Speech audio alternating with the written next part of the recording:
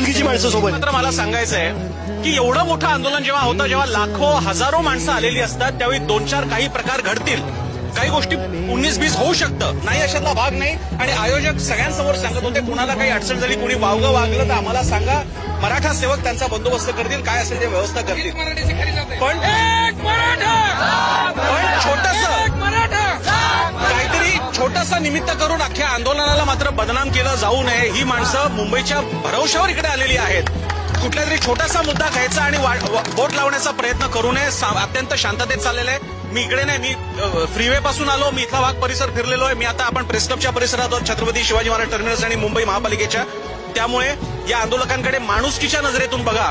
मुंबई ओळखली जाते शहरी प्रॉफिट अँड लॉसच्या भाषेत बघणाऱ्या लोकांनी जरा शेतमालाचे भाव सुद्धा या निमित्तानं बघावेत आणि यांच्या गरजा काय ते लक्षात घ्यावं. आणि आता तुझी कविता.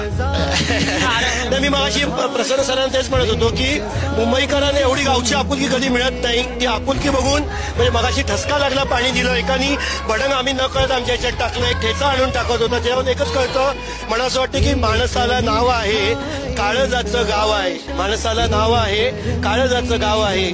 ऊन पावसाचे चेहऱ्यावर भाव आहेत. हेच ऊन पावसाचे भाव त्यांच्या माणुसकीचे भाव दिसत आहेत. त्यामुळे आम्ही आज या आंदोलनाच्या घाईगडबडीत धावपळीत सुद्धा 2 घास आनंदाचे आणि प्रेमाचे आम्ही खाऊ शकलो.